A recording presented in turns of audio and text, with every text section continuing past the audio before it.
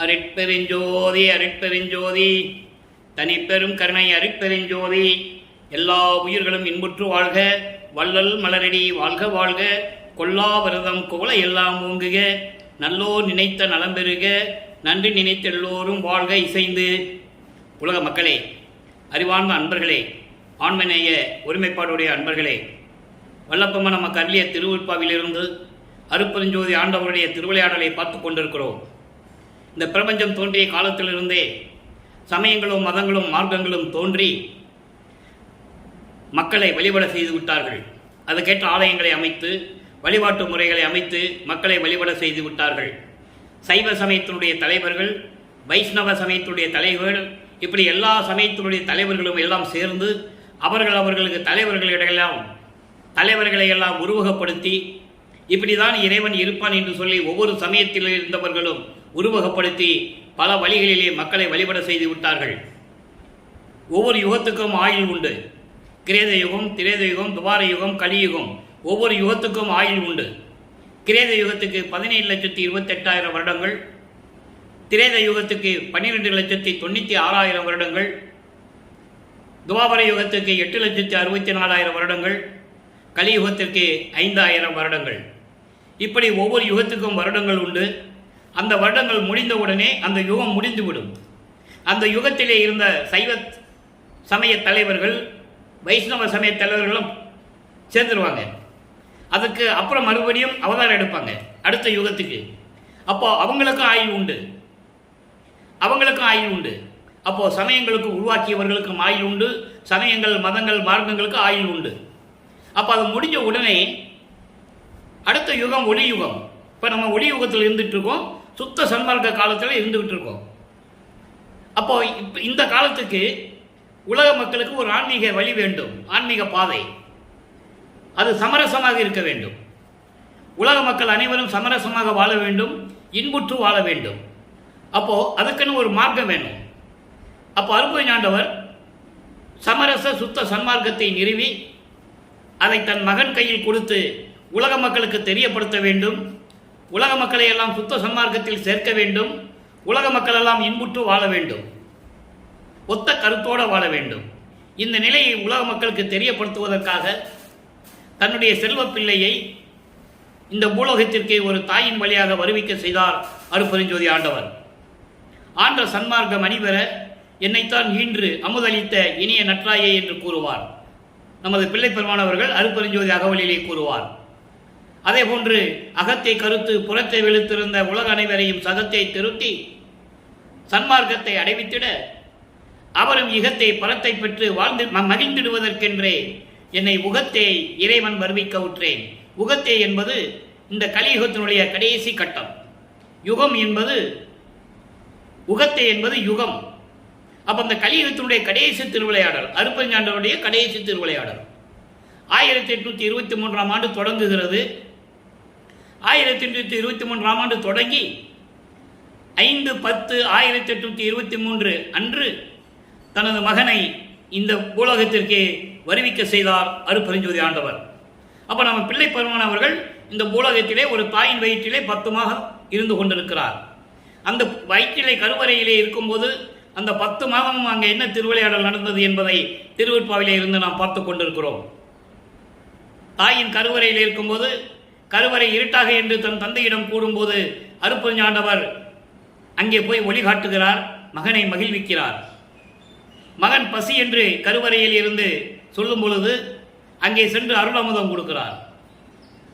உடம்பு புழுக்கமாக இருக்கிறதே என்று கூறும்போது அமுதக்காற்று, தென்றல் காற்று வீசுகிறார். இதெல்லாம் திருவெற்பாவில் கண்ட உண்மை. அப்போ வருவிக்க ஊட்டும்போது இந்த பூலோகத்தை தொடும்போது வானில் இருக்கின்ற பிரம்மன், திருமால், ருத்திரன் போன்ற பதத்தலைவர்களும் வானவர்களும் மலர் தூவி வாழ்த்துகிறார்கள். திருவெற்பா பாடல் உண்டு, யாரும் மறுக்க முடியாது. அப்போ வரவேற்ற பிறகு அடுத்த திருவிளையாடல் ஒன்று நடக்குது. 3 மாதங்களோ 4 மாதங்களோ 5 மாதங்களோ கழித்து தில்லை தளத்திடையே திரை தூக்க தரிசித்த போது வேய்வகை மேல் காட்டாதே எந்தனக்கே வெளியாய் காட்டிய மெய்புறவா மெய்ப்பொருளை என்று கூறுவார். 5 மாத காலங்கள் இருக்கும்போது, வருவிக்க உற்று 5 மாதங்கள் இருக்கும்போது தில்லையிலே தன் மகனுக்கு சிவரகசியத்தை காட்டியது. சிவரகசியம் என்பது வெட்ட வெளி, பிரபஞ்சத்தினுடைய வெளி, இறைவனுடைய வெளி அப்படி காட்டியது அங்கே. அதன் பிறகு இறைவன் வந்து தன் மகனை வந்து பார்க்கவில்லை. இந்த நிலை தொடர்கிறது.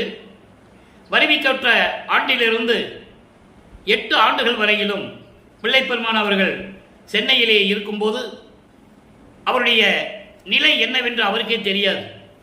மனக்குழப்பத்தில் இருந்து கொண்டிருக்கிறார். எதிலையுமே நாட்டமில்லை, படிப்பில் மேல் நாட்டமில்லை, மற்ற எதிலுமே நாட்டமில்லை. அவருக்கு மனநிலை அப்படி இருக்கிறது. 9வது ஆண்டு தொடக்கத்தில் அருட்பெருஞ்ஞாண்டவர் தன் மகனை ஆட்கொள்ளுகிறார். அவர் முன் தோன்றி, மகனே, நீ என் மகன், என்னுடைய செல்வ பிள்ளை, உனக்கு இந்த பூலகத்திற்கு நான் வருவிக்க செய்திருக்கிறேன். என்ன காரணம்? அதன் விளக்கங்கள் எல்லாம் முன்பருவம் பின்பருவம் காட்டி உனக்கு அருள் செய்வேன் என்று சொல்லி மறைந்து விடுகிறார். அப்போ பிள்ளை பெருமான் அவர்கள் வருவிக்க உற்ற நிலை மட்டும் அவருக்கு தெரிகிறது. இறைவனுடைய மகன் என்ற நிலை அவருக்கு தெரிகிறது. வேற எந்த நிலையும் அவருக்கு தெரியாதே. ஆனால் ஞானம் கிடைக்கிறது. ஞானம் என்பது வேறு, மெஞ்ஞானம் என்பது வேறு. மெஞ்ஞானம் எப்போ கிடைக்குதுன்றதை இன்னைக்கு நம்ம பார்க்க போறோம். ஞானம் மட்டும் கிடைக்குது அவருக்கு. இறைவனை பற்றி பாடுவதற்கோ, பாடல் இயற்றுவதற்கோ, இந்த பிரபஞ்சத்தை பற்றி சொல்லுவதற்கோ ஞானம் கிடைக்கிறது. அப்போ 9வது ஆண்டில் ஞானம் கிடைக்கிறது. இறைவனால் வருவிக்க உற்றவன் என்ற நிலை அவருக்கு தெரிகிறது. இதனால் அவர் மனம் நிலை எப்படி இருக்கும் என்பதை 9வது ஆண்டிலிருந்து 12 ஆண்டுகளுக்குள் திருவருள் முறையீடு உருவாகிறது. திருவருள் முறையீடு மொத்தம் 232 பாடல்களை கொண்டது. ஒவ்வொரு பாடலிலும் இறைவனுடைய நிலையையும், தான் வருவிக்கு உற்ற பிறகு இறைவனிடமிருந்து எந்த அருளை பெற முடியவில்லை என்ற ஏக்கத்தையும் அந்த வருத்தத்தையும் முறையீடாக செய்கிறார், விண்ணப்பம் வைக்கிறார். அதுதான் திருவருள் முறையீடு. அந்த வகையில் இன்று நாம் பார்க்க வேண்டிய பாடல் 89வது பாடல். பாடலை நல்ல கவனிங்க. பாட விளக்கம் தெரியாவிட்டாலும், பாடலுடைய பொருள் புரியாவிட்டாலும் பின்னாலே பொருள் கொடுக்கும்போது உங்களுக்கு எளிமையாக இருக்கும். பாடல் பாருங்க. 1ஆம் திருமுறை பதிகம் 6 திருவருள் முறையீடு 89வது பாடல். பாவ சாதனம் பெறும் பாதகர் மேவும், பாவ சாதனம் பெறும் பாதகர் மேவும் இப்பாரிடை நல் சிவதானத்தரை ஏன் படைத்தாய், நல் சிவதானத்தரை ஏன் படைத்தாய், அத்திருவிழிகள் அவசாதனங்களை கண்டு இவர் உள்ளம் அழுங்க என்றோ இறைவனிடம் சொல்லுகிறார். நல்ல கவனி நண்பர்களே. அப்போ அவருக்கு சுத்த சன்மார்க்கம் தெரியாது, அருட்பெருஞ்சோதி ஆண்டவரை பற்றி தெரியாது அவருக்கு. சிவபெருமான், நடராஜன், சொக்கநாதன், தியாகராஜ பெருமான், பிச்சையாண்டி, மாசிலாமணி இப்படி தான் சொல்லிட்டு இருப்பார். நல்லா கவனிக்கணும். ஏன்னா சமயங்களும் மதங்களும் மார்க்கங்களும் சூழ்ந்திருந்த காலகட்டங்களில் தன் மகனை வருவிக்க செய்து, ஒரு தாயின் வழியாக இந்த பூலோகத்துக்கு வருவிக்க செய்து அதில் ஈடுபட செய்து கொண்டிருக்கிறார் அருட்பெருஞ்சோதி ஆண்டவர். இவரும் சமயங்களையும் மதங்களையும் மார்க்கங்களையும் பின்பற்றி கொண்டு, திருநீர் பூசிக்கொண்டும், உத்தராட்ச மாலை போட்டுக்கொண்டும், கடுக்கான் இட்டுக்கொண்டும் எல்லாம் செஞ்சுக்கிட்டு இருக்கிறாரு. இதில் எந்த விதமான மறைப்பு இல்லை, எல்லாம் உண்மை. அது ஏன் என்ற விளக்கம்தான் இப்போ நம்ம பார்த்துக்கிட்டு இருக்கோம். இப்போ அப்படி சொல்லும்போது அலுங்கன்றோ கவசாதனம் என கைமானு உரியை கழித்தவனே. இது பாடல். இந்த பாடலில் விளக்கம் பாருங்க. பிறந்து பிறந்து இறக்கும், நல்லா கவனிக்கணும். பிறந்து பிறந்து இறக்கும் பாவிகள் வாழும் இந்த உலகில் பிறந்து பிறந்து இறந்து போகிறார்கள். அப்ப அவங்க பாவம் செஞ்சவங்க தானே. இறந்து பிறந்து போகும் இந்த பாவிகள் பிறந்துகின்ற இந்த உலகில் நல்ல சிவதானம் நிலையில் உள்ள, சிவ சிந்தனையில் உள்ள அடியார்களை இந்த உலகில் ஏன் படைத்தாய்? பாடலுடைய பொருள், ஏன் படைத்தாய்? அந்த தகுதி இல்லாதவர்களின் இழிவான செயல்கள், பாவ செயல்களை அவற்றை கண்டு அடியார்களின் உள்ளம் துன்பப்படவா? அடியார்களின் உள்ளம் துன்பப்படுவதற்காகத்தான் இறந்து பிறந்து பிறந்து இறக்கும் இந்த பாவிகள் வாழ்கின்ற உலகிலே இந்த சிவம் உள்ள கொண்ட சிவ சாதனம் செய்கின்ற அடியார்களை ஏன் படைத்தாய்? அவர்கள் உள்ளம் துன்படுவதற்காகவா? துன்பப்படுவதற்காகவா? வருத்தப்படுவதற்காகவா? பாதுகாப்பு என்று சொல்லி கையிலே புள்ளிமானை வைத்துக் கொண்டிருக்கிறாயே, வைத்துக்கொண்டு மகிழ்ந்து கொண்டிருக்கிறாயே, என்னையும் இந்த உலகில் வருவிக்க செய்து ஏன் படைத்தாய்? அதை சொல்றதுதான் இதை சொல்ற. என்னை ஏன் இந்த உலகத்தை நீ வருவிக்க வச்ச? அதுக்கு காரணம் என்ன? வருவிக்க செய்துவிட்டு நீ என் மகன் என்று சொல்லி மறைந்து விட்டாய். எதற்காக? நான் பார்த்தால் இந்த உலகத்தில் எத்தனை பாவ செயல்கள் நடந்து கொண்டிருக்கிறது, தீய செயல்கள் நடந்து கொண்டிருக்கிறது, உயிர்களை கொலை செய்து கொண்டிருக்கிறார்கள். இப்படிப்பட்ட பாவிகள் பிறந்து பிறந்து இறக்கும் பாவிகள் இருக்கின்ற இந்த உலகத்திலே அடியார்களை ஏன் படைத்தாய்? அதே போல என்னை ஏன் படைத்தாய்? விரைவில் வந்து பதில் சொல்வாயாக. என் மகன் என்று சொல்லிவிட்டு நீ மறைந்து விட்டாய் அல்லவா? என்ன காரணத்தாக என்னை இங்கே வருவிக்க செய்தாய்? விரைவில் வந்து எனக்கு அருள்வாயாக என்று சொல்லி முறையீடு செய்கிறார். இது அவருடைய மனதில் இருக்கின்ற மன அழுத்தத்தை, மன வருத்தத்தை பாடல்களின் மூலமாக உலக மக்களுக்கு தெரிவித்துக் கொண்டிருக்கிறார். உலக மக்களுக்கு தெரிவிக்க வேண்டும். திருவருட்பா என்ற ஒரு அற்புதமான அருள் கொண்ட அந்த நூல் இருக்குது என்பது உலக மக்களுக்கு தெரிய வேண்டும். தன்னுடைய நிலையை உலக மக்களுக்கு சொல்ல வேண்டும். ஏன்னா இவர் வரிவு பெற்ற பிறகு இறைவன் மகன் என்று இவர் சொல்ல முடியாது. அதனால் உலக மக்களுக்கு பாடலின் மூலமாக தெரிவித்துக் கொண்டிருக்கிறார்.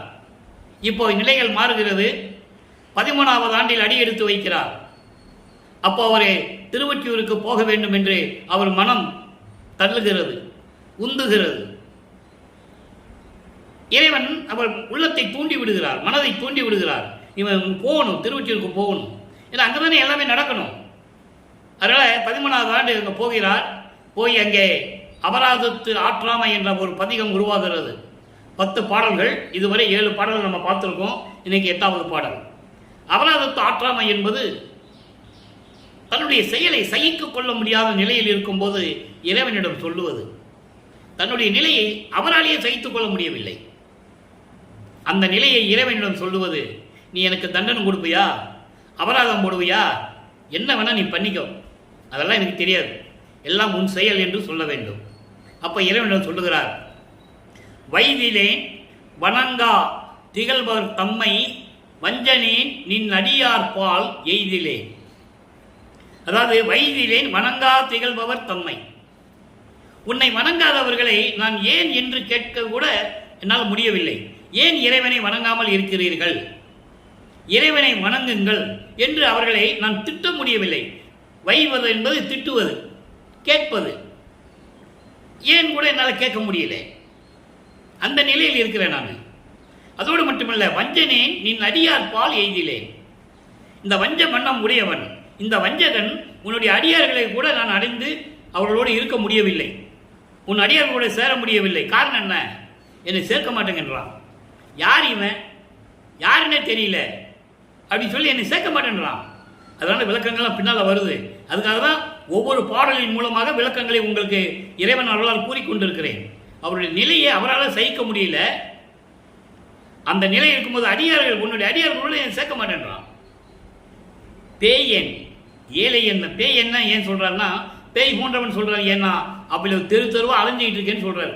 பேய் போல அலைஞ்சிக்கிட்டு இருக்கேன். இழிவான நிலையில் இருந்து கொண்டிருந்த என்னை என் செய்தால் தீருமோ அறியேன். நீ என்ன வேணா பண்ணிக்க, என்ன தண்டனை கொடுக்கணும்னு நினைக்கிறியா கொடு, அபராதம் கொடு பண்ணணும்னு நினைக்கிறியா கொடு, அபராதத்தை கொடு வாங்கிக்கிறேன். ஆனா என்னன்னே எனக்கு தெரியலையே. கொய்து மா மலரிட்டு அர்ச்சனை புரிவோர், கொய்து மா மலரிட்டு அர்ச்சனை புரிவோர் கோல நெஞ்சு ஒளிர் குணக்குன்றே. அதாவது நறுமணம் வீசக்கூடிய மலர்களை பறித்து வந்து உனக்கு அர்ச்சனை செய்கிறாங்கல்ல, அவங்களுடைய மனத்தில் மட்டும் நீ ஒளிவிட்டுக் கொண்டிருக்கிற குணக்குன்றே. எனக்கு அர்ச்சனை பண்ண தெரியல, உன்னை எப்படி வணங்குறதுன்னு தெரியல, நீ வாட்டுக்கு நீ என் மகன் சொல்லிட்டு மறைஞ்சிட்ட, நான் என்ன பண்றது? அப்படி மலர்களை பறித்து கொண்டு வந்து உனக்கு அர்ச்சனை செய்கிறார்களே, அவர்களின் உள்ளத்தில் இருந்து கொண்டிருக்கின்ற ஒளிர்ந்து கொண்டிருக்கின்ற குணக்குன்றே, குணங்களில் சிறந்த இறைவனே, உய்திரம் உடையோர் பரவு நல் ஒற்றியூர் அகத்து அமர்ந்து அருள் ஒன்றே. ஒன்றேனா இறைவன். அதாவது உய்திரம் உடையோர் மேல்நிலையை அடைய வேண்டும் என்று தவம் இருக்கிறார்கள், உன்னை வணங்கி கொண்டிருக்கிறார்கள். அப்படி அடியார்கள் சூழ்ந்து கொண்டிருக்கின்ற, அடியார்கள் நிறைந்து சூழ்ந்து கொண்டிருக்கின்ற திருவொற்றியூரை நகரில் இருக்கின்ற, அமர்ந்து கொண்டு அருள் செய்து கொண்டிருக்கின்ற இறைவனே, என்னை மட்டும் ஏன் ஒதுக்கிவிட்டாய்? அடியார்கள் கூட்டத்தை சேர முடியவில்லை. ஏன் இறைவனை நீங்கள் வணங்காமல் இருக்கிறார்கள் என்று நான் கேட்க கூட முடியவில்லை. என்னை கூட்டத்தில் சேர்க்க மாட்டேன்றார்கள், பேய் போன்று சுற்றி கொண்டிருக்கிறேன், நீ எனக்கு என்ன அபராதம் கொடுக்க போறேன்னு எனக்கு தெரியல, அதையாவது விரைந்து வந்து எனக்கு சொல்லு என்று சொல்லி இந்த பாடலை அருளியிருக்கிறார்கள். ஆக வல்லப்பெருமானர்கள் பிள்ளை பெருமானவர்கள் இந்த நிலையில் இருக்கும்போது அவர் 16 ஆண்டுகளுக்குள் இருந்து கொண்டிருக்கிறார். அதன் பிறகு 3ஆம் திருமுறை உருவாகும் போது வல்லப்பெருமானவர்கள் 24வது ஆண்டுக்குள் இருக்கிறார். 24 ஆண்டுகளும் திருவொற்றியூரிலே, அதாவது 13வது ஆண்டிலிருந்து வரிவிக்க உற்ற 13வது ஆண்டிலிருந்து 32 ஆண்டுகள் வரைக்கும் அங்கதான் இருக்கிறார். இப்போ 3ஆம் திருமுறை உருவாகும் போது மூவட்டில் இருக்கிற 24 ஆண்டுகளுக்குள் என்ன நடந்தது? 16வது ஆண்டுகளுக்கு மேல் 17வது ஆண்டிலிருந்து 24 ஆண்டுகளுக்குள் என்ன நடந்தது? ஒண்ணுமே நடக்காதுன்றதான் அவர் சொல்றாரு. ஏன்னா 24 ஆண்டுகள் வரைக்கும் எந்த விதமான அருளையும் எந்த விதமான இதையும் அவர் பெறவில்லை இறைவனிடமிருந்து. வியப்பு மொழி என்ற பதிகம் உருவாகிறது. பதிகம் 9 வியப்பு மொழி 8வது பாடல் 3ஆம் திருமுறை. இந்த வியப்பு மொழி என்பது ஏற்கனவே நம்ம 8 பதிகத்தை பார்த்துருக்கோம். தொடர்ந்து பார்க்குறவங்களுக்கு அது புரியும். இடையில பார்த்தா புரியாது. அதனால ஒரு சின்ன விளக்கம் கொடுத்துடுறது. இந்த 8 பதிகத்துக்கும் என்ன நடந்தது? திருவொற்றியூர் ரோட்டில் நிற்கிறாரு, இறைவனை பார்க்க முடியல, பவனி வருவார், திருவிழா வீதி வருவாருன்னு சொல்லி நின்றுட்டு இருக்கேன், பார்க்க முடியல. அதனால் இறைவனை பார்க்காம நான் சோறு சாப்பிட மாட்டேன், தூங்க மாட்டேன், தண்ணி கூட குடிக்க மாட்டேன், கூந்தலில் பூ கூட முடிக்க மாட்டேன் அப்படின்லாம் சொல்லுவார். ஒரு தோழியிடம் சொல்லுவது போல இவர் தன்னை ஒரு பெண்ணாக உருவகப்படுத்தி இறைவனை தலைவனாக உருவகப்படுத்தி உள்ளத்தை தோழியாக வர்ணனை செய்து பாடலை இது வரைக்கும் நம்ம பார்த்துருக்கோம். இப்போ உள்ளத்தை தாயாக வர்ணனை செய்து தன்னை மகளாக வர்ணனை செய்து இந்த பாடலை கொடுக்கிறார். இப்போ இந்த வியப்பு மொழி என்பது திருவிழா கோலத்தை பார்த்துட்டார். பார்த்ததே உலக மக்களுக்கு சொல்லணும். அதை ஒரு பெண் சொன்னா அழகா இருக்கும். அதனால உள்ளத்தை தாயாக வர்ணனை செய்து இதை சொல்றாரு. தாய் மகளிட்ட சொல்வது போல அந்த திருவிழா கோலத்தை பார்த்தது உலக மக்களுக்கு எப்படி சொல்றாரு? பூவாய் வாழ்கண் மகளே, பூவாய் வாட்கண் மகளே, நீ புரிந்த தவந்தான் எத்தவமோ, சேவாய் விடக்க பெருமானார் திருமாலறிய சேவடியார், காவாய்ந்து ஓங்கும் திருமுற்றை காவல் உடையார் எவ்வருக்கும் கோவாய் நின்றார், அவர் தம்மை கூடி உடலம் குளிர்ந்தனையே. இப்போ தாய் சொல்றா மகளை பார்த்து, எப்படி செந்தாமரை மலர் இதழ் போன்று கூர்மையான வாள் போன்று கூர்மையான கண்ணுடைய என் மகளை வர்ணனை செய்கிறாள் தாய். மகளே, நீ புரிந்த தவம்தான் எத்தவமோ. நல்லா கவனிக்கணும். இதுல ஒரு சூட்சமமான விளக்கத்தை சொல்றார் வளர்ப்புமான். இதற்கு சென்ற யுகங்களிலே அவ்வளவு தவம் செஞ்சிருக்கிறாராம். அதான் இதை சொல்ற. நீ புரிந்த தவம்தான் எத்தவமோ. தாய் சொன்ன மாதிரி உலக மக்களுக்கு சொல்ற. அவர் எல்லா யுகத்திலும் இருந்தவர், ஒவ்வொரு யுகத்திலும். அதுக்கான ஆதாரங்கள் திருவருட்பாவையில் உண்டு. ஒரு சில விளக்கங்கள் மட்டும் கூற நான் கடமைப்பட்டு இருக்கிறேன். அருப்பஞ்சோதி அகவல்ல சொல்லுவாரு, ஊழிதோறு ஊழி உழப்பராது ஓங்கி வாலி என்று எனக்கு வாய்த்த நன்னிதியே. ஒவ்வொரு யுகத்திலேயே நான் இருந்திருக்கேன்னு சொல்றேன். ஊழிதோறு ஊழி உளவினும் அழியா உடம்பை அளித்தனன். இன்னொரு பாடல்ல இருக்கு. இன்னொரு பாடல்ல சொல்லுவாரு, ஊழிதோறு ஊழி உயிர்தழைத்து ஓங்கினன். அதுவும் சொல்லுவார். ஆக ஒவ்வொரு யுகத்திலையும் இருந்தவர் என்பதை திருவருட்பாவிலே நிறைய இடங்களில் கூறுவார். புதிய நல்லே தொன்று தொட்டு உனது பூங்கடலுக்கு அன்பு பூண்டவன் சொல்லுவார். புதிய நின்று என்னை போக்குதோரோ நீர் பூர்வித்தினும் பிரபஞ்ச தோன்றிய காலத்திலிருந்து உங்ககிட்ட இருந்தவன் நானே சொல்லுவார்.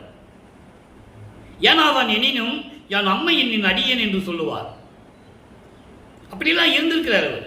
அதை இங்க சொல்றாரு, நீ புரிந்த தவம் எத்தவமோ சென்ற யுகங்கள்ல பண்ணது. ஆனா இவர் வருவி கூட்ட பிறகு அவர் தவம் பண்ணல, நோவாத நோம்புன்னு சொல்லுவார். சுத்த சன்மார்க்கத்தில் தவம் கிடையாது, நோவாத நோம்பு. அது விளக்கம் பின்னால் தர பாடல் வருது. அப்படி அந்த நிலையில் இருக்கும்போது சொல்றாரு, மகளை என்ன தவம் செய்து தெரியல, சேவாய் விளங்க பெருமானார். சேவாய் என்பது மீன்கள் துள்ளி விளையாடுகின்ற நீர் நிலைகள் நீர்ந்த அழகான சோலைகள் நிறைந்த திருவொற்றியூரிலே இருக்கின்ற பெருமானார் திருமால் அறியா சேவடியார். திருமால் இறைவனுடைய திருவடியை பார்க்கவே முடியல, பார்க்கல. இதற்கான விளக்கங்கள் நான் 4 வருடங்களாக பாடலிலே கொடுத்து கொண்டிருக்கேன். நம்ம யூடியூப்ல போனீங்கன்னா நீங்க பார்த்துக்கலாம். நம்ம சேனலுக்கு வள்ளலார் அருட்பெருஞ்சோதி கிருஷ்ணமூர்த்தின்னு டைப் பண்ணீங்கன்னா அதில் போய் நீங்கள் பார்த்துக்கலாம். அப்படி ஒரு நிலைகள் இருக்கு. திருமால் திருவடியை பார்க்க முடியாத இறைவன் காவாய்ந்து ஓங்கும் திருவொற்றி காவல் உடையார். சோலைகள் நிறைந்த என்றால் சோலை, சோலைகள் நிறைந்த திருவொற்றியூரிலே இருந்து கொண்டு அந்த ஊரை காப்பாற்றிக் கொண்டிருக்கிற காவல் தெய்வம் எவ்வொருக்கும் கோவாய் நின்றார். இந்த பிரபஞ்சத்தில் அத்தனை பேருக்கு அவர் தான் அரசன். தேவர்களுக்கும் சரி, முனிவர்கள், ரிஷிகள் எல்லாருக்கும் சரி, அவன்தான் அரசன். கோவாய் நின்றார், அரசனாக நின்றார்.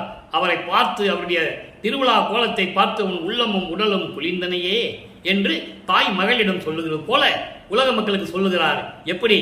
உலக மக்களே, நான் வருவிக்க உற்று இத்தனை ஆண்டுகள் வரையிலும் 13வது ஆண்டிலிருந்து 24 ஆண்டுகள் வரையிலும் திருவொற்றியூரில் நின்று கொண்டிருந்தேன். இறைவனை பார்க்க முடியவில்லை. திருவிழா கோலத்தை கூட நான் பார்க்க முடியவில்லை. திருவழியாக நின்று கொண்டிருக்கும் போது என்னை பார்த்து தியாகராஜ பெருமான் திருவழியாக என்னை திரும்பி பார்க்காமல் ஓடுகிறார். நானும் பின்னால் ஓடிவிட அவர் ஓட்டத்தை பிடிக்க முடியலன்னு சொல்லுவார். அந்த பதியத்தில் நம்ம பின்னால் பார்க்க போகிறோம். விளக்கத்தை முதலே சொல்லிடுறேன். அப்போ இந்த நிலையில் இருக்கும்போது அவருடைய பவனியை நான் பார்த்து விட்டேன். உலக மக்களே, இறைவனுடைய பவனியை நான் கண் குளிரா பார்த்தேன். உடலும் உள்ளமும் குளிர்ந்தது என்று சொல்லி இந்த பாடலை நாம் கருளியிருக்கிறார்கள். சரி, இப்போ 3 திருமுறைகளும் முடிஞ்சிருச்சு. அதாவது வருவிக்க உற்று 24 ஆண்டுகள் முடிஞ்சிருச்சு. இப்போ 25வது ஆண்டு தொடங்குகிறது. 4வது எட்டில் இருந்து கொண்டிருக்கிறார். 4 8 32. இது ஏன் 8 8 45 பிரிச்சான்ற விளக்கம் நம்ம பின்னால் பார்க்க போகிறோம். 1823ஆம் ஆண்டு தொடங்கிய திருவிளையாடல் 30/1/1874 நைட்டு 12 மணி வரைக்கும் நடக்குது. அப்போ 51 ஆண்டுகள் திருவிளையாடல் நடக்குது. அதை 8 8 பிரிக்கிறார். 6 8 48. இப்போ 3 8 முடிச்சிட்டோம். இப்போ 4வது எட்டில் நின்றுட்டு இருக்கோம். கடைசியில் 3 வருஷம் இருக்கு பாருங்க. 51 48 போக 3. அதான் கிளைமேக்ஸ். எங்கே? சித்தி வளாகத்தில். அப்போ இப்போ 4வது எட்டில் நின்று கொண்டிருக்கிறார்.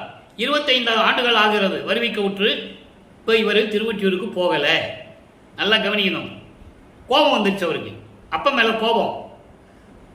இத்தனை வருஷமா 24 வருஷமா வந்து அருளை கொடுக்கலையே, நம்மளை இப்படியெல்லாம் சோதனை செய்கிறாரே, திருவிளையாடல் செய்கிறாருன்னு சொல்லி வீட்டிலேயே உட்கார்ந்து கொண்டு கதவை பூட்டிக்கிட்டாரு. பூட்டி தாப்பா போட்டார். ஏன் தாப்பா போட்டேன்னு சொல்றாரு. சில வேளை நம்ம மனசு திருந்தி தாப்பா போடாம இருந்தால் அவன் வீட்டுக்குள்ள வந்துடுவான். அவன் வீட்டுக்குள்ள விடக்கூடாது, நிற்க வைக்கணும்னு சொல்லி தாப்பா போடுறது.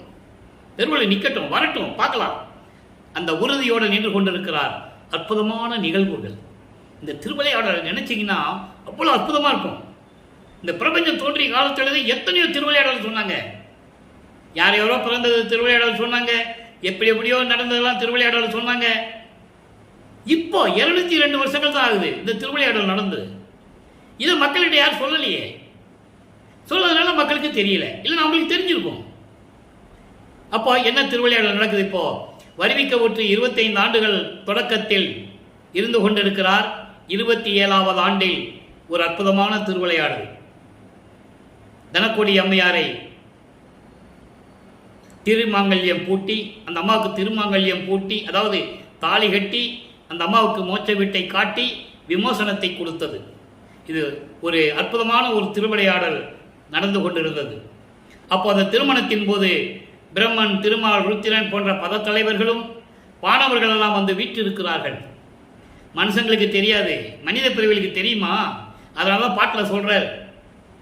எல்லாம் வந்து காத்துக்கிட்டு இருந்தாங்க, திருமணத்தில் வந்து எல்லாம் உட்கார்ந்துட்டு இருந்தாங்க. ஆனால் எங்கள் அப்பா அம்மாவும் வரல. அப்பா அருட்பெருஞ்சோதி ஆண்டவரும் என் அம்மை சிவகாமி வள்ளியும் வரலன்னு சொல்லுவார். அந்த பாட்டில் சொல்லும்போது அப்பா அம்மா மட்டும் தான் சொல்லுவார், பேர் சொல்ல மாட்டார். இப்போ அவருக்கு தெரியும் அருட்பெருஞ்சாண்டவர் யாரு, நம்ம சுத்த சன்மார்க்கத்தை வாங்க போகிறோம், அதுக்காக தான் அந்த மண்ணுக்கு வருவிக்க விட்டுற நிலை இப்போ அவருக்கு தெரியும். அதை நீங்கள் நல்லா புரிஞ்சுக்கணும், மனசில் வச்சுக்கணும். இன்னும் சொல்லலை. அது எப்போ சொல்லுவார்? 5வது எட்டில் இருக்கும்போது சொல்லுவார். 33வது ஆண்டில் வருவிக்க விட்டு 33வது ஆண்டில் தான் சொல்லுவார். அதை தான் நம்ம பார்க்குறோம். இப்போ தனக்கோடி அம்மையாருக்கு மூச்சை விட்ட காட்டியாச்சு, வந்தார், கதவை பூட்டிட்டார், அவ்வளோதான், முடிஞ்சு போச்சு. இப்போ இறைவன் வருகிறார். நல்லா கவனிக்கணும். பாடல் பாருங்க.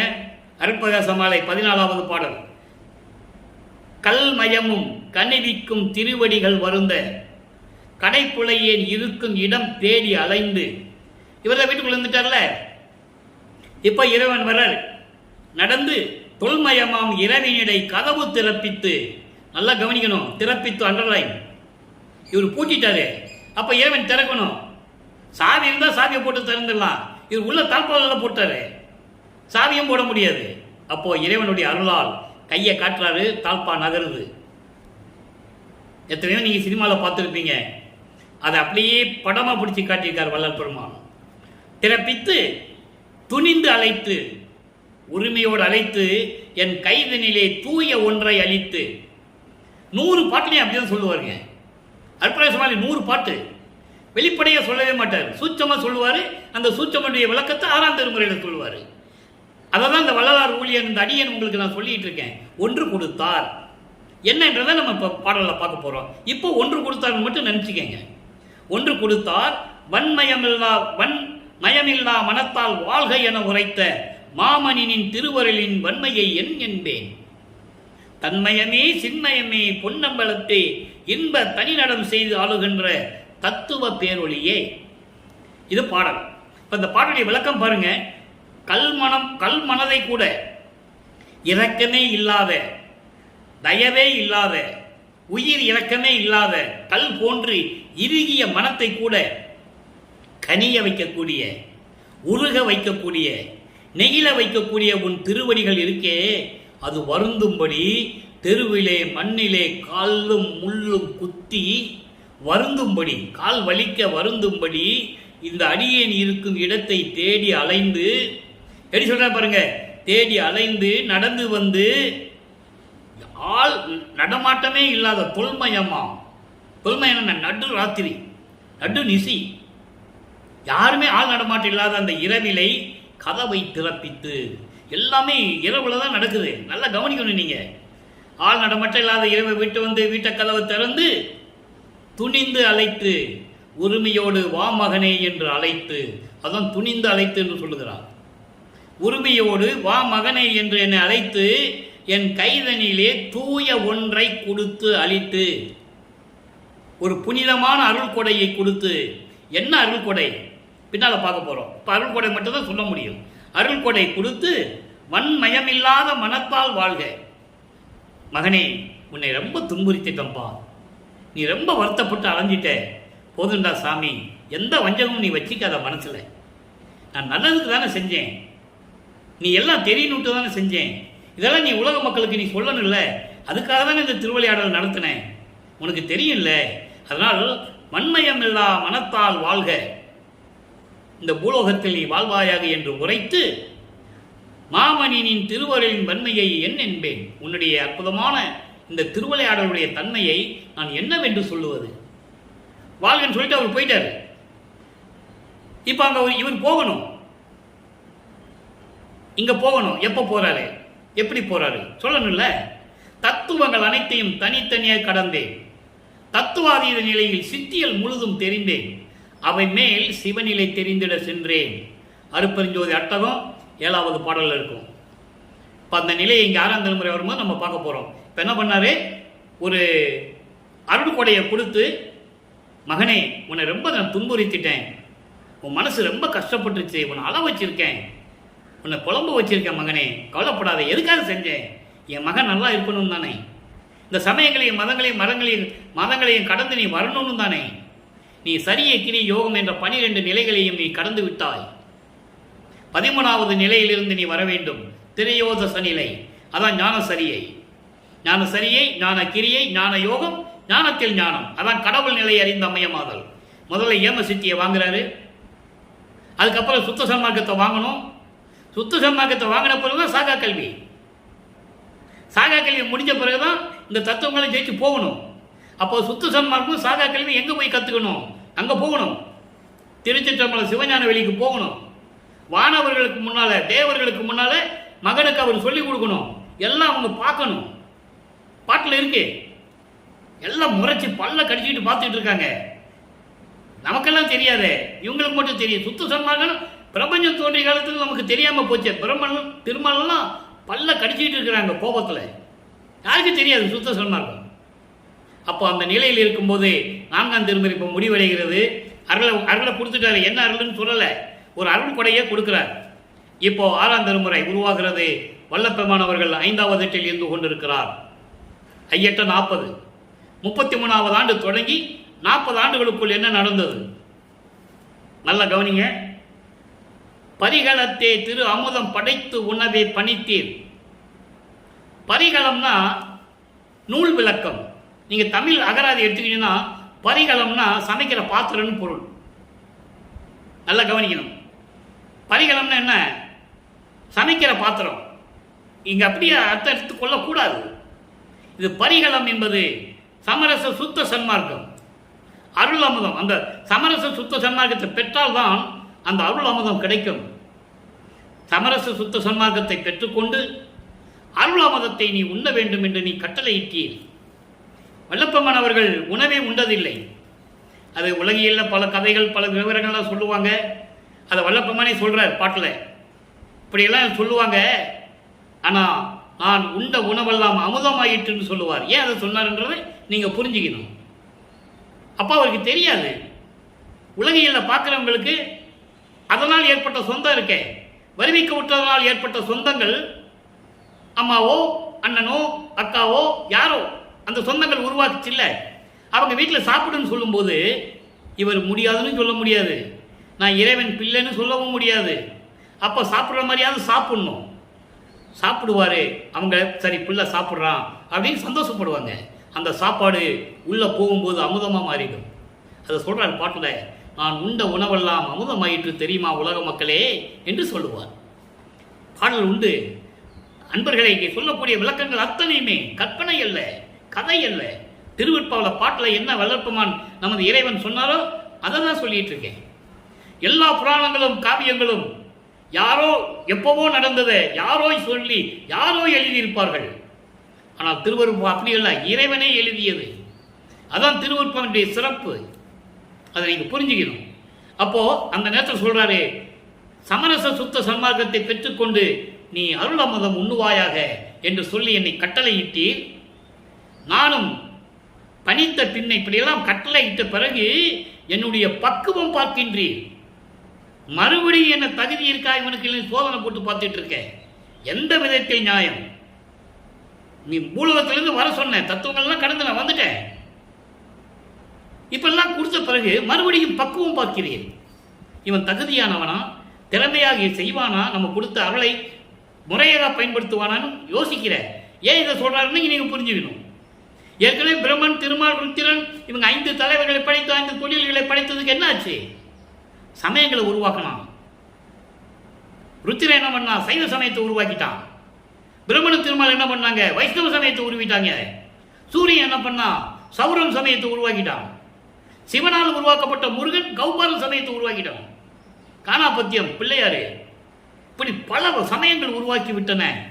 அதனால நீ இவனுக்கு தகுதி இருக்கிறதா என்று அவர் சோதனை செய்கிறார் தன் மகனை. நல்லா புரிஞ்சுக்கணும். விளக்கம் அவ்வளவு இருக்கு அன்பர்களே. சும்மா சாதாரண விஷயம் இல்லை திருவருட்பா. சும்மா பாட்டை படிச்சுட்டு அப்படியே சொல்லிட்டு போறது நியாயம் இல்லை. பக்குவம் பார்க்கிறீர். இரு நிலத்தை பசித்தவருக்கு பசி நீக்க வல்லார். இவர் பெரியவர் இவர் சிறியவர் என்னல் வழக்கல்லவே. நீ செய்யறது எந்த மாதிரி இருக்கு தெரியுமா?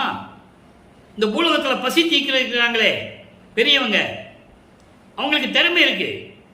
அவங்கள போயிட்டு அந்த நேரத்தில் இவன் சிறியவனா இருக்கானே, இவன் பெரியவனா இருக்கிறானே சொல்லி பார்க்கறது மரபு இருக்காது. மரபு நல்லதா? இது மரபுக்கு அழகல்லவே. பசி தீக்கிறான், அதோட இருக்கணும், அவ்வளோதான். அவன் பசி தீக்கிறவன் இவன் சின்னவன் இவன் பெரியவன் என்ற நிலையெல்லாம் நீ பார்க்கக்கூடாது. உரிமையுற்றேன் உமக்கே, உனக்கு தான் நான் உரிமை, மகன் என்ற உரிமை. உரிமையுற்றேன் உமக்கே என் உள்ளம் அன்றே அறிந்தீர் என்று ஏற்கனவே சென்ற யுகங்களிலே அதான் சொல்லுவாரே, ஏனாதான் எனினும் யான் அம்மையின் நின் அடியேன் என்று சொல்லுவார். அப்படி இருக்கும்போது நீ என்னை சந்தேகப்படலாமா? பக்குவம் பார்க்கின்றீர், அதெல்லாம் செய்யக்கூடாது. உரிமையுற்றேன் உமக்கு, நான் உன் மகன் அல்லவா? என் உடல் பொருள் ஆவிகளை எல்லாம் உமது என கொண்டீர். எல்லாத்தையும் வேற நான் கொடுத்துட்டேன், நீ வாங்கிக்கிட்ட. திரிவு அகத்தே நான் வருந்த பார்த்து இருத்தல் அழகோ. திரிவு அகத்தே, உள்ளத்தில் மாறுபட்டு வேறுபட்டு என்னை பார்த்து முரண்பாடாக பார்த்துட்டு இருக்க. வேறுபாடோடு என்ன பார்த்துட்டு இருக்க, இப்படி நான் வருத்தப்படுவது உனக்கு அழகா? நீ தந்தை அல்லவா, நான் உனது மகன் அல்லவா, மற்றவர்களைப் போல என்னிடம் நீ நடந்து கொள்ளலாமா? இப்படி எல்லாம் இந்த உரையாடல் நடக்குது. சிவகாமி வள்ளி மகிழ் திருநாளையகரே, என் அம்மை என் தாய் சிவகாமி வள்ளி. இங்கே தான் சொல்லுவாருங்க, தந்தையின் பெயரை அருட்பெருஞ்சோதி என்றும் தன்னுடைய தாயினுடைய பெயரை சிவகாமி வள்ளி என்றும் இங்கே தான் சொல்லுவார். அதான் சொல்கிற நடநாயகரே, நடனங்களுக்கெல்லாம் அரசனே, அதுதான் நடராஜன் என்பது அருட்பெருஞ்சோதி ஆண்டவர். ஆனால் இந்த சமயங்களை சேர்ந்தவர்களும் மதங்களை சேர்ந்தவர்களும் மார்க்கங்களை சேர்ந்தவர்கள் எல்லாம் திரித்து விட்டார்கள். சிதம்பரத்தில் இருக்கிற நடராஜன் சொல்லி நடராஜனும் அருட்பெருஞ்சாண்டவர் ஒன்றுன்னு சொல்கிறோம். ஆனால் அங்கே போய் அருட்பெருஞ்சோதி மகாமந்திரம் சொல்ல முடியாது, அருட்பெருஞ்சோதி பேரை சொல்ல முடியாது. நீங்களும் சொல்லி பாருங்களேன், என்ன நடக்கின்றது உங்களுக்கே தெரியும். அப்போ நடநாயகரை என்பது நடனங்களுக்கெல்லாம் அரசனாக இருக்கக்கூடிய அருட்பெருஞ்சோதி என்று சொல்லுகிறார். இப்போ பாருங்க, இந்த நிலை முடிந்து விட்டது. இது திருவருள் பேரு. மகனை இங்கே வர சொல்லி எல்லாத்தையும் கொடுத்துட்டு திரும்பி என்கிட்ட நீ பக்குவம் பார்க்குறேன், இதெல்லாம் நல்லதில்லை. தெளிவாக சொல்லிட்டாரு. தெளிவாக சொன்ன பிறகு விண்ணப்பம் வைக்கிறார் பாருங்க. தெளிவாக சொல்லிட்டாரு, அருள் கொடையை கொடுத்துட்ட, என்னதுன்னு சொல்ல மாட்டேன்ற, என்ன விளக்கணும் தெரியல அப்படின்னு அங்கே போய் கேட்டுட்டு இருக்கிறார். இப்போ இங்கே வந்து மறுபடியும் அவர் என்ன, சரி மகனே நான் எல்லாம் செய்கிறேன், நீ பூலோகத்துக்கு போன்னு சொல்லிட்டாரு. இவர் பூலோகத்துக்கு வந்துட்டார். அப்போ இந்த இடையில காணாமல் போனாருன்னு சொல்லிடுவாங்க இங்கே. அவர் காணாமல் போயிட்டாருப்பா, சென்னை விட்டு போனார். அப்படியே மாட்டு வண்டியில் போய் நடந்து போய் சென்னையிலேருந்து அப்படியே சிதம்பரத்துக்கு போய் அப்படிலாம் சொல்லுவாங்க. அது ஒரு பக்கம் இருக்கட்டும், அது விளக்கத்துக்குள்ளே நம்ம போக வேண்டாம். பாடலில் என்ன சொல்கிறாரு அதான் உண்மை. வந்துட்டார், பூலோகத்துக்கு வந்துட்டார். வந்துட்டு விண்ணப்பம் வைக்கிறார், வான்னு கூப்பிடுறாரு. போக சொன்ன வந்துட்டேன், நீ வா எங்கன்னு கூப்பிடுறாரு. எப்படி? திருமுன் விண்ணப்பம் 33வது பதிகம் 4வது பாடல். ஓங்கு பொன்மணி அம்பலத்து அருள்நடம் உயிர்களுக்கெல்லாம் ஒளிவண்ண பாங்கு மேவ நின்று ஆடல் செய்யும் இறைவா. இது ஒரே வரி. அதாவது பொன் போன்று அழகாக ஒளிவிட்டு கொண்டிருக்கின்ற திருச்சிற்றம்பலத்திலே அருள் செய்து கொண்டு அருள் நடனம் செய்து கொண்டு இருக்கின்ற இறைவா, உயிர்களுக்கெல்லாம் பாதுகாப்பாக இருக்கின்ற இறைவனே, நின் பதமலர் பணிந்து ஏத்தாது இங்கு நாயினேன் விண்ணப்பம் திருசெவி சேர்த்து அருள் செய்ய வேண்டும். ஒரே வரி. அதாவது உன்னுடைய திருவடிகளை வணங்கி பணிந்து வணங்கி போற்றாமல், அதாவது வணங்காமல், உன்னுடைய திருவடிகளை வணங்காமல் இங்கு பூலோகத்தில் நான் இருந்து கொண்டிருக்கிறேன், நான் விண்ணப்பம் வைக்கிறேன், அது உன் செவிகளிலே கேட்டு அருள் செய்ய வேண்டும். எப்படி? இங்கு இந்த பூலோகத்தில் இப்பொழுது வீழ் உடல் இன்னையே வீழ்ந்திடாது இயல் உடல் உருமாறே. உன்னால் வருவிக்க உற்றவன், ஒரு தாயின் வழியாக வருவிக்க உற்றதனால் இது சாதாரண மனித பிறவி என்று நினைத்துக் கொண்டிருக்கிறார்கள், மானிட உடம்பு என்று நினைத்துக் கொண்டிருக்கிறார்கள். அதை நீதான் வந்து வீழாதபடி, இந்த உடம்பு அழியாதபடி இயல் உடல் உருமாறே முத்தேகத்தை நீதான் கொடுக்க வேண்டும். முத்தேகம், சுத்த தேகம், புறவண தேகம், ஞான தேகம். ஏன் இது வந்து ஏற்கனவே உலக மக்களுக்காக நீ தெரிவிக்க வேண்டும். அப்போ எல்லாரும் முன்னிலையும் நீ வந்து கொடுக்கணும், அப்பதான் நம்புவான்.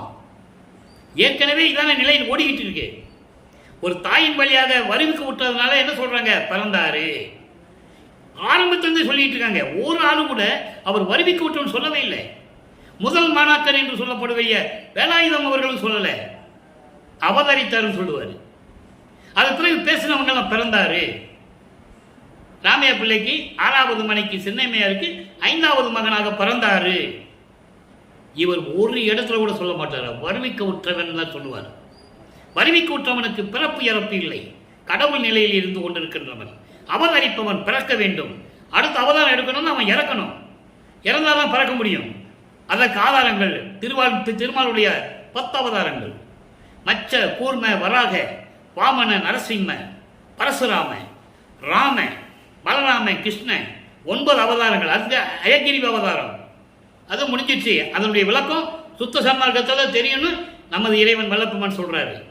அயகிரி அவதாரம் முடிஞ்சு போச்சு, தெளிவாக சொல்றாரு. திருவருட்பாவில் எல்லா ஆதாரங்களும் உண்டு. அப்போ ஆமாம், ஒரு அவதாரம் எடுக்கணும்னா இறக்கணும், மறுபடியும் பிறக்கணும், அதான் அவதானிக்கிறவங்க.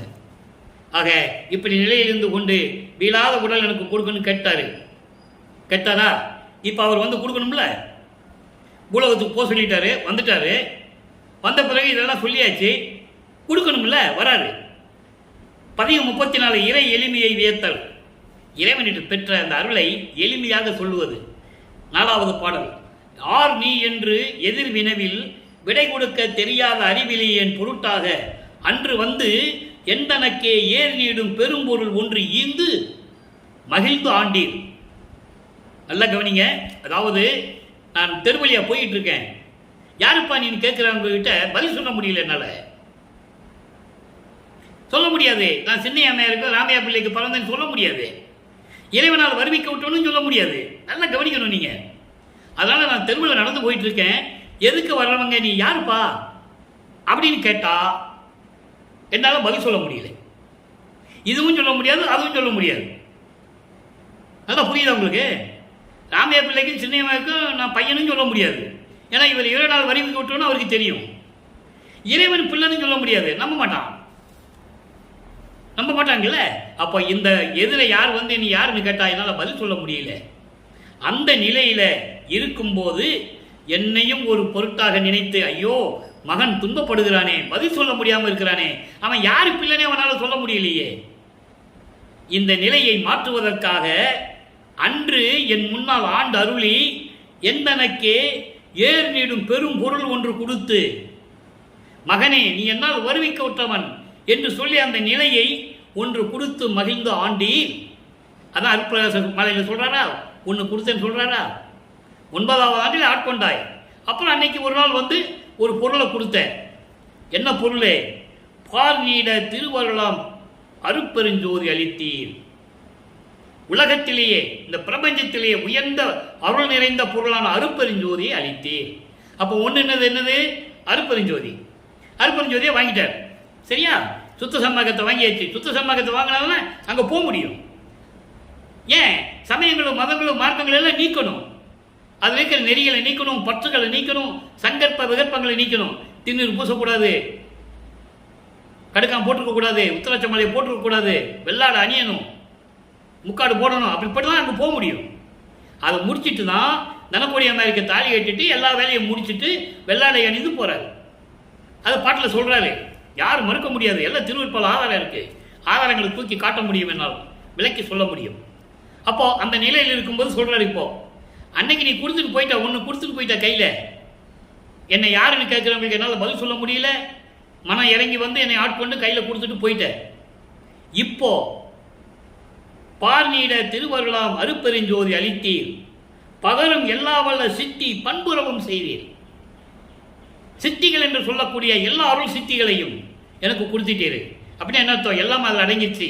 ஏம சித்தி தத்துவங்களை ஜெயிக்கிறது, அந்தங்களை கடக்கிறது, சாகா கல்வியை கொடுத்தது, மரணமில்லா பெறுவதை கொடுத்தது, எல்லாம் அதில் அடங்கிடுச்சு. பறக்கும் சக்தியை கொடுக்கிறது, நினைச்ச இடத்துல இருக்க கொடுக்கிறது, எல்லாம் வந்துடுச்சு. நார் நீட நான் தானாய் நலம் புரிகின்றீரே. அண்டர்லைன், நான் தானாய், என்னையும் உன்னையும் ஒன்னாக்கிட்டே, அருள் மனத்தோடு கடவுளாக என்னை நிறுத்தி விட்டாய். நான் தானாய் நடம்புரிகின்றீரே. நடராஜரே சொல்லிட்டாரா நடராஜர்னு? ஏன் நடராஜன் சொன்னாலும் நீங்க புரிஞ்சுக்கணும். நடராஜர்னா அருட்பெருஞ்சோதி. அந்த நடராஜன் கர்மசித்தர், யாருக்கு தெரியும்? சமயத்தினுடைய தலைவன் நடராஜன். அருட்பெருஞ்சோதி ஒண்ணுன்னா நீங்க நடராஜ கோயில போய் அருட்பெருஞ்சோதி சொல்லணுமே, சொல்ல முடியுமா உங்களால? முடியாது. ஆக அருட்பெருஞ்சோதி நடராஜன் என்ன அர்த்தம்? நடனங்களுக்கெல்லாம் அரசன். எல்லா கலைகளுக்கும், பரதநாட்டியங்களுக்கும், நடன கலைகள், பரதநாட்டிய கலைகளுக்கெல்லாம் அரசன் அவன். எல்லா நடனங்களுக்கு அரசனாக அருட்பெருஞ்சோதி ஆண்டவரே நமக்கு நான் ஏது செய்வேன் என்று சொல்லி இந்த பாடலை நமக்கு அருளினார்கள். அடுத்து உண்மையை சொல்லணும்ல உலக மக்கள்கிட்ட, உண்மையை சொல்றார். பதிகம் 36 உண்மை கூறல் என்ற ஒரு பதிகமே இருக்கிறது, 4வது பாடல். எவ்வளவு அற்புதமா உண்மையை சொல்றாரு. இங்கே 202 ஆண்டுகளாக வளர்ப்பவனை பற்றி பேசினதெல்லாம் நீங்க காதில் கேட்டிருப்பீங்க. இப்ப அவர் என்ன சொல்றாருன்றதை அவரே சொல்றாரு. அதான் இது பெரிய விஷயம். தடுத்து என்னை ஆட்கொண்ட தந்தையரே, தடுத்து என்பது சமயங்களையும் மதங்களையும் மார்க்கங்களையும் எல்லாம் நீக்கி எல்லாவற்றையும் ஒழித்துவிட்டு வா மகனே உனக்கு சுத்த சன்மார்க்கம் தருகிறேன் என்று சொல்லி என்னை ஆட்கொண்ட இறைவனே, தந்தையரே, என் தனிப்பெரும் தலைவரே. தனிப்பெரும் தலைவர் ஏன் சொல்றாரு? தனியா இந்த சிவபெருமானு, நடராஜன், இந்த திருமாலு, ருத்திரன் இவங்களெல்லாம் தனியது. அது தனி குரூப். அது ஒரு கூட்டம், தேவர் கூட்டம் என்று சொல்லுவார் வளர்ப்புமான். இவங்களெல்லாம் தேவர் கூட்டத்தை சேர்ந்தவர்கள். நீ தனிப்பெரும் தலைவன். யார்? அருட்பெருஞ்சோதி ஆண்டவர். சபை நடத்தவரே, திருச்சிற்றம்பலத்தில் இருந்து கொண்டு சத்தியஞான சபையை நடத்திக் கொண்டிருப்பவரே, தொடுத்து ஒன்று சொல்கிறேன் சொப்பனத்தேனும், உன்னை தவிர யாரையும் சொல்ல மாட்டேனே, கனவுகள் கூட சொல்ல மாட்டேன். எப்படி? தூயனும் திருவருள் நேயம் விட்டு அறியேன். உன்னை தவிர கனவுல நான் யாரை பற்றியும் பேச மாட்டேன், சொல்ல மாட்டேன். அது சொல்லுவாரு. மறந்தும் என்ற நாவால் உரைக்க மாட்டேன் சிறு தெய்வ நாமங்களே என்று சொல்லுவார். உன்னை தவிர நான் மறந்து கூட சொல்ல மாட்டேன் யார் பேரையும். எல்லாமே சிறு தெய்வங்கள். அருட்பெருஞ்சோதி ஆண்டவரை தவிர எல்லாமே சிறு தெய்வங்கள். பின்னால் வந்து பிரிச்சுக்கிட்டாங்க. அதை கொலை செய்கிற இடங்களெல்லாம் சிறு தெய்வங்க இடங்கள் அப்படின்னு சொல்லி பிரிச்சுக்கிட்டாங்க. அருட்பெருஞ்சோதி ஆண்டவர் தவிர இது எல்லாமே சிறு தெய்வங்கள் தான். அது திருவுட்பாவிலே இருக்குது. பல இடங்களில் சொல்லுவார். ஏன் அகப்பை சித்தர் கூட சொல்லுவார். தத்துவங்கள் தத்துவங்கள் எல்லாம் தெய்வமாயிடுச்சுன்னு சொல்லுவார். சதாசிவமாச்சடி, தத்துவங்கள்லாம் தெய்வமானதடி, சதாசிவமானதடி, மற்ற தெய்வங்கள் எல்லாம் பொய் வடிவமானதடி தெளிவாக சொல்லுவார். ஆனால் அந்த சித்தரை வெளியே கொண்டு வந்து யாரும் சொல்ல முடியல, சொல்லலை. அகப்பை சித்தர்னு பேர் அவருக்கு. உள்ளத்தை பேயாக வர்ணனை செய்த பாடலை பாடியவர் அகப்பை சித்தர். அகப்பை சித்தரை அகப்பை சித்தர்னு ஆக்கிட்டாங்க. சரி, அது ஒரு பக்கம் இருக்கட்டும். அதுக்குள்ள போனால் நிறைய விளக்கங்கள் இருக்கு, நமக்கு நேரம் பத்தல. விடித்திடல் என்னை நீர், என்னை தள்ளி விட்டுட்ட, என்னை நீக்கிட்ட, என்னை விட்டுட்டேன்னு வச்சுக்கோ, விடுப்பேன் என் உயிரை, சீக்கிரம் வா. வெறுவு உள்ள கருத்து எல்லாம் திருவுள்ளத்து அறிவீர். என் உள்ளத்தில் இருக்கின்ற அச்சமெல்லாம் உனக்கு தெரியும்.